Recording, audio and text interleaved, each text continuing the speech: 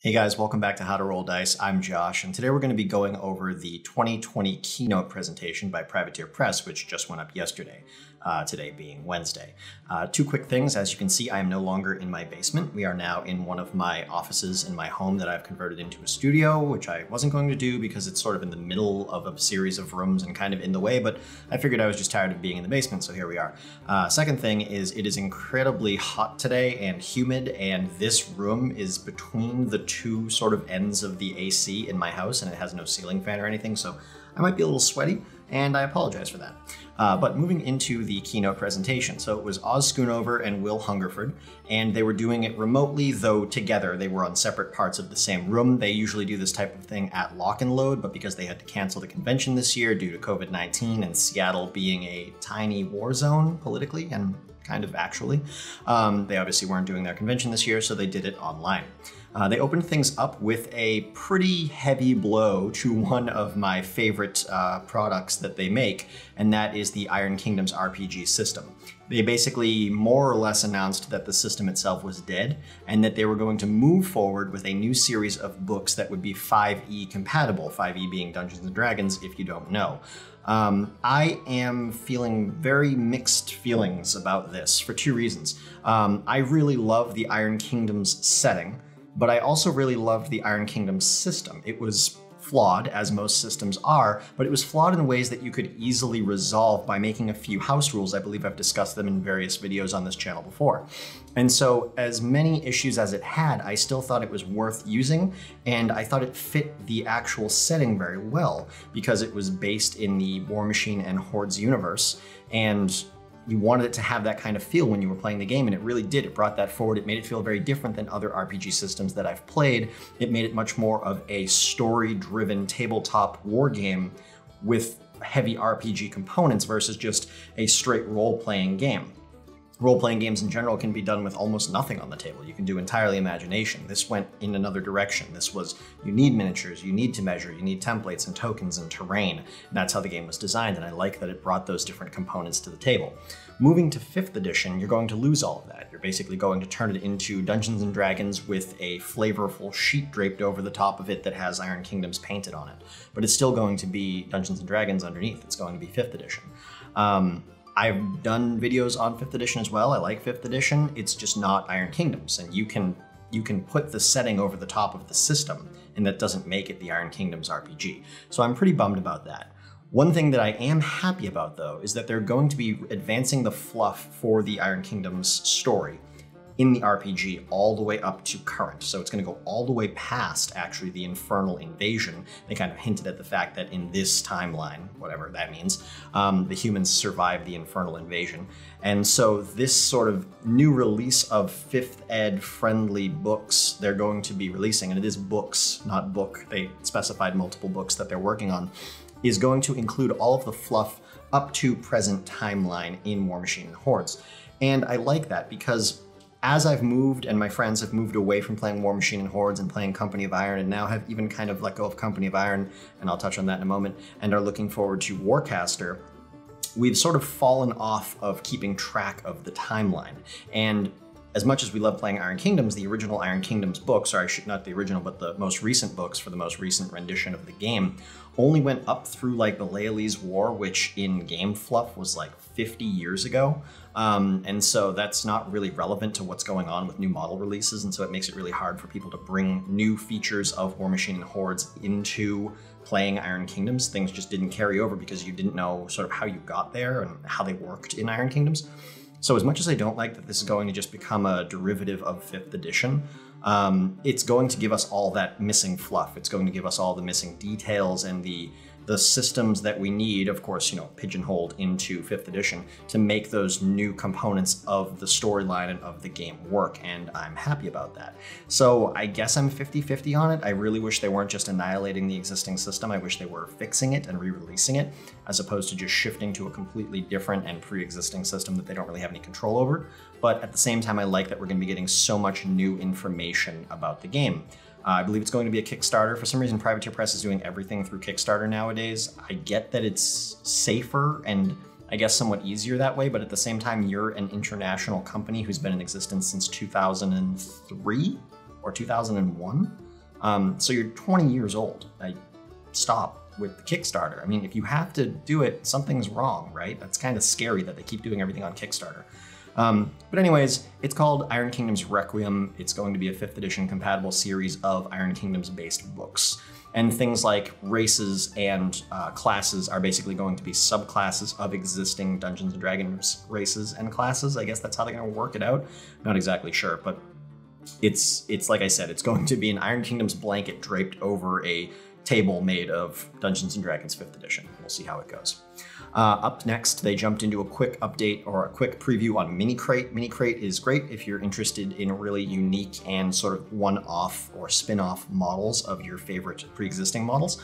There was one in there that I really liked because I'm a big Seer Forge fan, a big Dwarf Rulik fan in the Iron Kingdom setting, and that is Gore 10. It's basically a mecha version of one of the Dwarven generals, Gorton.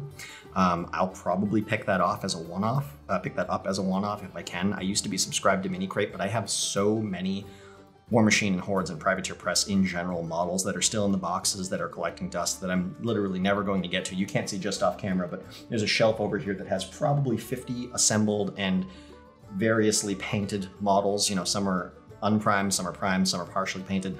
And then downstairs in my living room, which I'm eventually going to bring up here, is just a stack of minis that we got on sale when one of our local gaming stores was trying to clear out their Privateer Press inventory, and everything was 50% off. And we just went haywire thinking, oh, we're going to have so many different things for Company of Iron. And we haven't even opened most of those boxes because I want to say like a month or two later, COVID hit. So just not great timing. And now with Warcaster, I don't know if we're going to get back to Company of Iron. And again, I'll get to that in a moment. So Mini Crate's cool. I'll probably grab one or two of them just because they're nice, but I have so many models that I need to get to. It's really not on my radar to pick up anymore. Monsterpocalypse came up next, or Monpoc as it's usually abbreviated. They have 4 new factions coming out over the course of the next year and a half or 2 years. And this starts to lead me into one of the points I want to make that became very prevalent during this keynote. And it's that Privateer Press has a real problem with bloating their miniatures games instantly, like dramatically. And this has really come to a head with War Machine and Hordes, and I am now certain I am never going to get back to that game, which is a shame because I've played it since 2006, but it's just so far off the rails as far as bloat.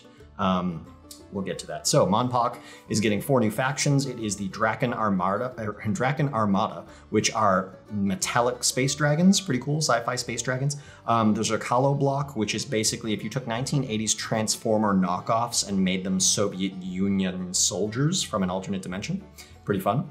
The Legion of Mutates, which is pretty much every Saturday morning cartoon super animal or animal humanoid that they don't already have in the game, in the form of giant monsters resembling those humanoid animals. So you've got some that kind of look like Thundercats. You've got a rhino and a hippo that kind of remind me of something from Teenage Mutant Ninja Turtles. All different kinds of stuff like that.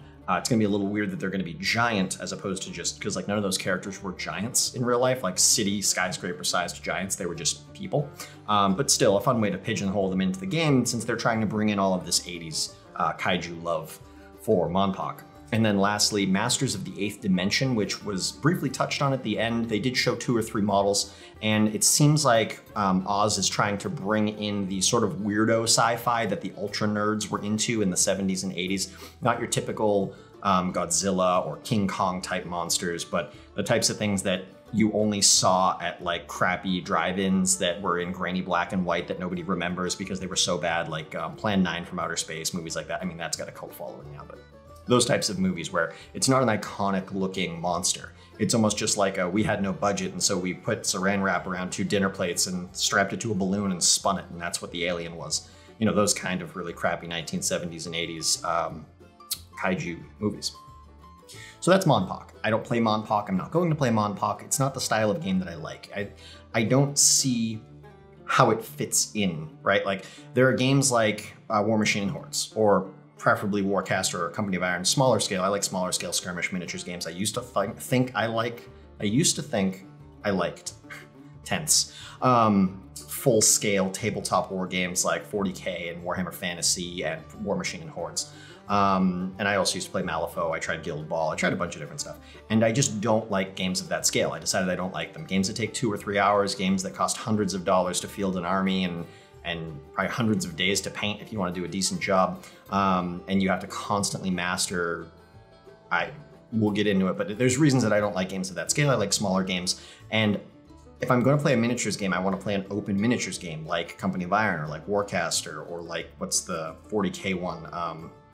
Killzone or Killzone. Kill Team. I like smaller scale skirmish games, Infinity, games like that. So those work. And then you've got your board games, which are board games. And then games like Monpoc and also Riot Quest are like miniature skirmish game meets board game.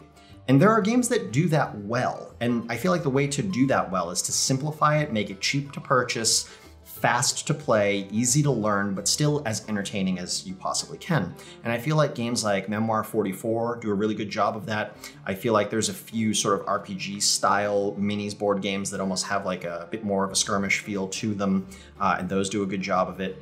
But for the most part, if I'm gonna play a minis game, I want open terrain. And if I'm gonna play a board game, I want a board game with all of the complexities and intricacies that come with a board game.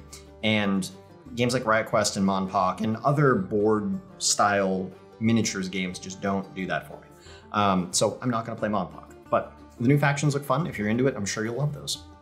Then they got into Warcaster, which I was excited about because that's what I'm hoping is going to be our new miniatures game if the world ever sorts its life out. They announced the 4th faction for Warcaster, which is going to be the Empyreans. To me, they look very much like Legion of Everblight in space with a touch of xenomorph, with the alien from Alien, if you don't know what a xenomorph is. That's sort of how what I got from their visuals. They didn't get much into their rules in detail other than they're very manipulative of the environment and fluff-wise of the actual elements of the universe themselves. I'm sure they're obviously not going to make them overpowered or anything like that, but they do seem very different. They are non-human. They are, I believe they defined them as the first non-human faction.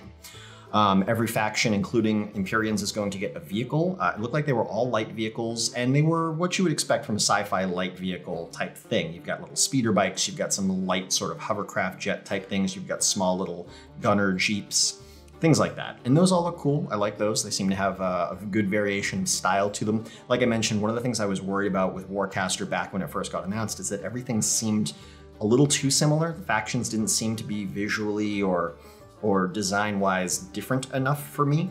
And as more and more is coming out, especially with this newest faction, but also with the vehicles, you're starting to see them go off in their own directions and get some flavor of their own, which is nice to see. Let me pause here and touch on what I've been mentioning as far as the bloat goes. So I was mentioning Warcaster to a couple of friends today that have been following the game even less than I have over the last 10 years. And they were mentioning that even when they stopped playing, the game seemed like it was getting out of control as far as how many different models there were and how many different factions there were, to the point where every time you sat down, even if you felt like you were doing a good job of keeping up with the game, all of a sudden you were sitting across from a Warcaster you'd never seen before, and 2 or 3 units that you have no idea how they work, and a solo that seems completely broken, but apparently everybody's been using it lately. And that feeling obviously comes from a game that's so large and so sort of diverse in what you can bring, but at the same time, Privateer Press seems to want to drastically expand on both the number of options per faction, the number of factions, and the number of different types of model. And they do so sort of haphazardly. Like I remember when structures came out, I assumed, okay, everybody's gonna get a structure and this is gonna be a new thing, but then only like 2 or 3 structures came out, I think, unless they've come out since I stopped paying attention. So it's like, how come that happened? How come only a few people got them? And then factions would get announced that seemed like legit factions, and then all of a sudden they'd only get like 20 models and they'd just be dead. Like Cephalix, and I mean, for a while, Ios was like this. Retribution of Skryra, I can't even remember how to say it. And I feel like everybody was saying it wrong for the longest time, that it's ingrained in my head. Grimkin kind of came out half-assed for a while, so it's weird, and I don't know if this has to do with production issues or just they're trying to ramp too quickly or money going up and down. But with War Machine and Hordes specifically right now, and the reason I'm just never going to get back to that game is because it's so gigantic now. So just as an example, today I went on, I believe it was the not Bell of Lost Souls. I went on one of the fandom wikis that basically had a rundown and model count, up to date, current, including stuff that's probably coming out soon or has just come out. For Signar alone, it's like 26 casters, 25 units, 24 jacks, 26 solos, 12 character/unit attachments, 2 colossals, maybe 3 colossals, a structure, 2 battle engines, or a battle engine plus a battle engine that's also kind of a Warcaster. I did the math, it was like 116 separate unique model/units for one faction. And then there's currently, I think, 15 factions if you include the sub-factions that didn't really get fleshed out, but still have a good number of models like Cephalix and stuff. All said and done, you're looking at like, I think it was like 1,300 individual unique model units that you would have to know all of the models to the game. So if you're playing a faction and that faction has 100-ish models or unique model units, I can't even remember 100 names. Like if you gave me a list of 100 names, just names to memorize, or I mean, I couldn't even rattle off 100 models of car right now if I tried. Are there even that many models of car like in the world at one time, 100? And I'm talking about the game as a whole has like 1,300. That's insane. So you learn your own faction, you finally memorize 100 different unique models and units and what they do and their names and who they work with and how they synergize. And then you have to remember or try to at least have some understanding of all of the other factions' models and synergies and what they do by name so that when you sit down to play somebody, you have some kind of a chance of following what they're explaining to you. I get that there's some consistency from one model to the next and they like to use keywords and like spells. So it's not a completely different or unique model when you're looking across the table. It's like, oh, you have this, this, and that. I have some models that have that, that, and that, you know. So there's some familiarity there. But it's still like, if I memorize how to make a cake, that doesn't mean I know how to make a pie, just because one has flour in it and so does the other. They're 2 completely different recipes. 1,300 recipes is what the game's at right now, and that's excluding all the new Legion stuff that's coming out, all the new Troll stuff that's coming out, the 3 or 4 new different Archons plus Grimkin stuff, and that's just pushing through like Christmas or something, and then I'm sure there's going to be more and more. The game is gigantic, and I just have no interest of making the level of effort necessary to stay on top of all that. That's insane. And I'm really hoping that Warcaster doesn't go that route. We decided to get away from Company of Iron because we were hoping with the smaller model count, we were going to be sort of saving ourselves that trouble. But it turns out you're not, because you still have access to 1,300 different options. I mean, subtract the Warcasters and the Warjacks, other than the lights, because you get to bring lights, and the Colossals and the Structures. So you take all that out. Even if you remove half the models, you're at 600, 700 options that you need to look at for what you can bring in a list. And sure, you're only going to end up picking 3 or 4 of them in your given, you know, Company of Iron list, but that's still so much just laid out in front of you. It's like a massive database that you can't even begin to process. That kind of makes the game a little too overwhelming, and it's not fun when the universe is so big you can't even begin to wrap your head around it, let alone keep up with it as it starts to evolve or continues to evolve. And so that kind of, for me personally, you know, even though I liked playing Company of Iron, and now I have all these models, it just like, the fluff for me drives the game. And if I can't keep up with the fluff because it's so massive and sprawling, then I lose interest in the game. Then it's just nameless model, you know, you might as well just call them Bob, Frank, Suzanne, like the names don't matter if I can't place them in stories and adventures and put reason behind why I would want to play that thing other than, well, its rules are better than that's rules. You know, I want to have some purpose fluff-wise. That's what made the universe feel so immersive. And the writing is amazing. It's just, there's so much of it. I can't keep up with it. This started with Infernals. A little prior to Infernals, I was making an honest effort to get caught up with the game, and when Infernals came out, there was so much going on, and they're like, oh, now there's a Twitter, and you have to follow the Twitter, and every day we're going to release a little like story blip that's not going to be printed anywhere else, and if you don't follow it, you're not going to have any idea what's going on with these side things that are happening to outline the overall arc of the... What? Stop. Just... The novels were good. Print the novels. Granted, I can't buy half the novels, or I have to do a digital copy. I'd love physical copies, but when you're releasing information in so many different areas and all of it is pertinent, that's way too hard for so much. And so, yeah, I hope Warcaster doesn't go that direction. Right now, I did the math, they're at about 40 models total across 4 factions. You've got like 3 different units for per faction. You've got like 3 different solos, so that's 6. Then you've got a light and a heavy, so that puts you at 8, 9 in some cases. And then you've got vehicles coming out, so that's 10. And 4 factions. Granted, the 4th faction isn't even coming out till like Christmas time, I think. So we're at 40 models, and we're about a year into this process since the whole thing got announced, I want to say. And so maybe a little less than a year. But so if we can keep it at that nice slow growth rate, maybe 1 or 2 new models per faction per year, and then maybe a new faction every 2 or 3 years, that'll be great. But if they decide to go, oh, every faction's going to double in size every year, and then on top of that, we're going to release a new faction every year, it's going to end up exactly where Warmachine and Hordes is, and I'm going to want nothing to do with it. It doesn't matter if the play scale is much smaller. So that's Warcaster. Moving forward, Warmachine. So it's weird, they said, now on to Warmachine, and then showed nothing but Hordes. So it's almost like they're doing so much right now that they forgot it's 2 different games, or that they have completely different names or underlying mechanics. I mean, they're like 80% the same, but just the fact that they were like, all right, now let's move into Warmachine, and then showed nothing but Hordes and never said the word Hordes. It was, here's Warmachine, Legion, Trolls, Grimkin, and we're out. Like, it was the weirdest thing. So Legion is getting a bunch of new units and solos that are basically the new race that Everblight has created. I fuzzed over all this stuff because I'm never going to play any of it. It's just, I have no interest in trying to keep up with it. So anyways, Legion learned how Everblight, the dragon, that's not his real name, it's like Eldergast or something like that, decided to basically take a human, well, not a human, but Bethane and Balfagor, which are a blighted creation and a used to be humanoid, and just like mash their realities in and out of each other until what he got was this new creation, this new race that he created out of nothing, to show that he was just as good as the Infernals at creating existence out of nothing. And so Legion's getting a bunch of them. Trolls are going like full-on World War II British Royal Army. I'm not sure why. I know they have Scottish accents and they wear brogues, and that's kind of brogues. Is that what it's called? No, it starts with a T. Anyways, I get that they're supposed to be like Scottish in flavor, but their new stuff seems very, very like Britain World War II. It's interesting. There's a new Archon coming out called the Death Archon, which doesn't necessarily belong to anybody. I think they said it's a mercenary Archon. It's a giant Grim Reaper because reasons. Looks great, awesome model. Can't follow where it fits in or why. Apparently you have to follow the Hengehold scrolls, which are taking place specifically on Twitter to keep up with that storyline. Legion's also getting a Blight Archon, which is the ultimate creation by Everblight himself. He wanted to make an Archon to prove that he was just as good as all of the human gods that had angels, so he made his own angel.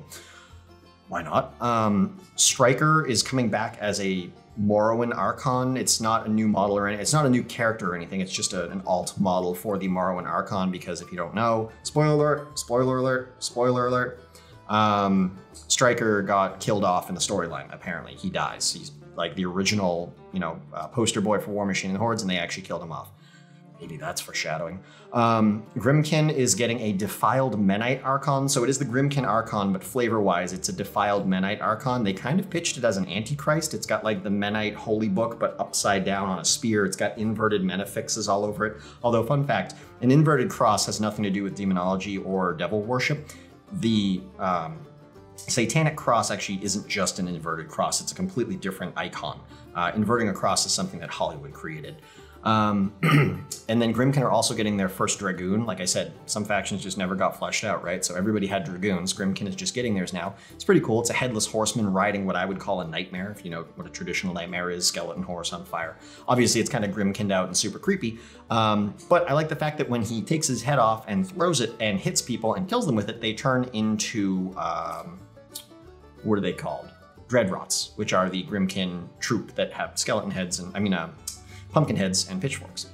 And then lastly, they jumped into Riot Quest. And this again feeds right back into the reason that I'm having trouble wanting to follow so many new releases. Riot Quest is moving into its 2nd season, and Riot Quest, because all of the models also play for Warmachine and Hordes, is basically a secondary, or a third really, if you want to call it that, source of models and new releases for Warmachine and Hordes that runs parallel to Warmachine and Hordes. And so the new starter box is coming out with 5 new models, but overall in the season, there's going to be 16 new models, all of which fully playable in Warmachine and Hordes. That's on top of everything that Warmachine and Hordes is going to release. So that's 16 new models on top of probably 40 new models over the course of the next year, maybe less. That's such a rate of expansion. It's absolutely ridiculous. And they're really cool, and they're funny, and they're comical, and I really like the modeling direction that they're going with, and it's a little more fun, but also still very realistic and well done. But I'm not, it's too much. That's so much. Like, there's dwarves in there that I really want, but because I don't play Riot Quest, because again, miniatures board game, not for me. At least this style. I'll play Memoir 44 all day, every day, but not Riot Quest. And then because they're obviously they're pricey, a model you have to buy, and I'm not gonna play Riot Quest, and I'm not gonna play War Machine or Hordes or Company of Iron. They're kind of just like out for me. So yeah, that was the entire keynote. So just a quick recap. Iron Kingdoms Requiem, I'm glad we're getting new fluff and an updated storyline. I'm very bummed out that it's moving to just be a 5th edition expansion. Mini Crate, it's got some cool stuff in it, a new version of Gorton, probably might grab him and nothing else because I already have way too many minis. Monpoc, 4 new factions, they look really fun, never gonna play the game. Warcaster, very happy to see that things are getting a little bit more flavor of their own faction-wise, a little worried that the bloat has begun, we'll keep an eye on that. War Machine, i.e. Hordes, in case Privateer Press has forgotten, is getting a bunch of new Legion stuff, bunch of new Troll stuff, several new Archons and Grimkins are getting a little bit of love. I'm really not gonna have anything to do with most of that, if any of that. And Riot Quest is just dumping a whole bunch new silliness on you. And as fun and as awesome as those models look, I probably won't pick any of those up either. So this has been my review of the 2020 Privateer Press keynote. I hope you guys don't feel too depressed. I was a little worried after having watched it, but there's some stuff in there that I'm excited for. I want to see what Requiems look like, and or Iron Kingdoms Requiem, and I want to see how Warcaster goes. I've already pre-ordered all my stuff. I'm just waiting for it to show up one day. Yeah, other than that, I hope you guys have enjoyed this video. If you haven't yet, go down below, like, comment, and subscribe, and I will see you in the next one. Have a good night.